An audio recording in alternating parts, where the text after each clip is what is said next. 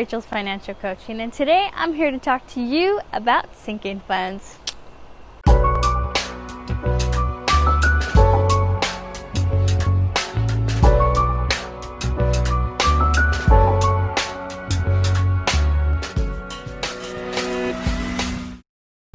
Sinking funds bring you peace of mind because you know that you're saving for them throughout the year instead of trying to cash flow them in the month that they come up.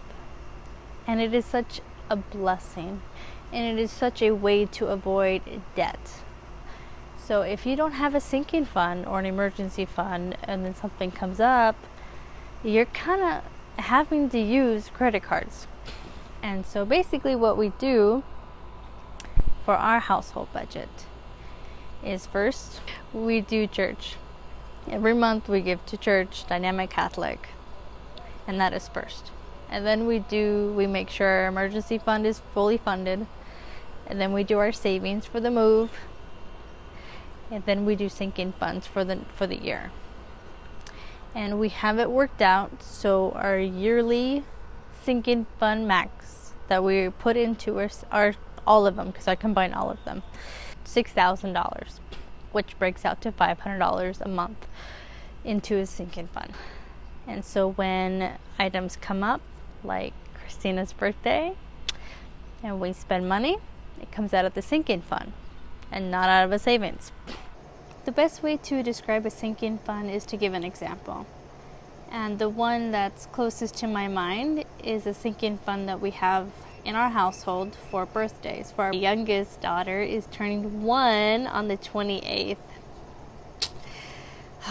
What a year it's been.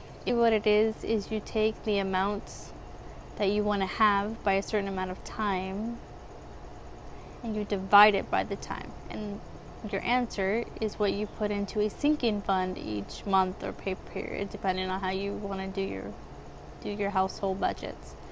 And her sinking fund is $100 for 5 months, which equals $20 a month that goes into a sinking fund. So when it's time for her birthday, we have $100 that we could use. And it doesn't have to be cash flowed through the month's income.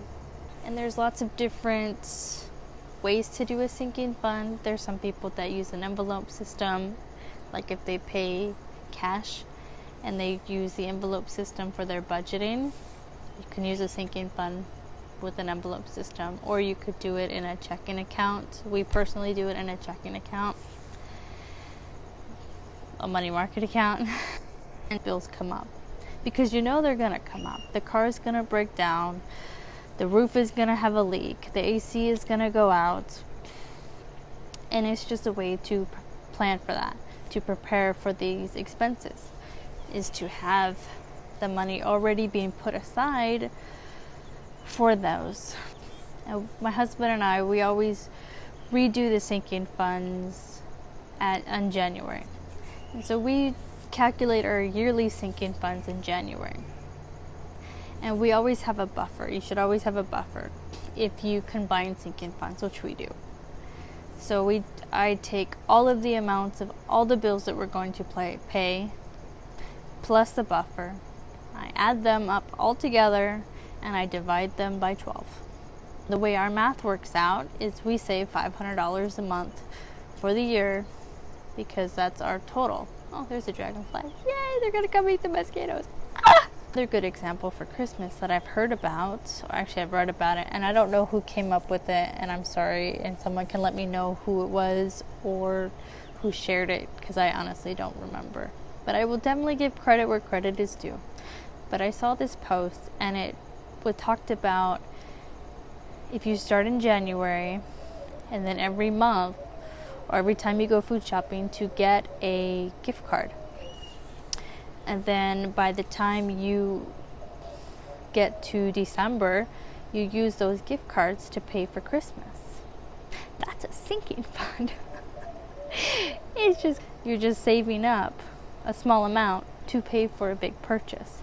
And so in my video the other day, I talked about using a sinking fund to pay for a house. And the way the math worked out on that is $200,000 divided by $50,000 because that's how much we could save, is 4 years. And so if we were to save 4 years, $50,000 for 4 years, we would have $200,000 cash to go buy a house. And so what we do is every month we work on the budget. And it is $500 that we put into our sinking fund every month. Is we take our $500, and if we didn't spend any money out of the sinking fund for that month, we will transfer the money over to our money market account. Now, this month is Christina's birthday, which is part of our sinking fund. And let's say we spend all of it. We budget $100 for birthdays, and let's say we spend all of it. Okay? And so instead of transferring back and forth, what we'll do is we'll take the original $500, and then we'll subtract the $100 for Christina's birthday. So then we'll only transfer $400, because my bank has a limit on how many transfers you can do back and forth, which is fine, no issues, and it just works out. And when it comes time to do property taxes, which is more than our monthly transfer amount, then we would just transfer the whole amount from savings into our checking account and pay the bill, and then transfer the $500 over. Thank you guys for watching. I'm Rachel with Rachel's Financial Coaching, and stay tuned for more videos. Bye.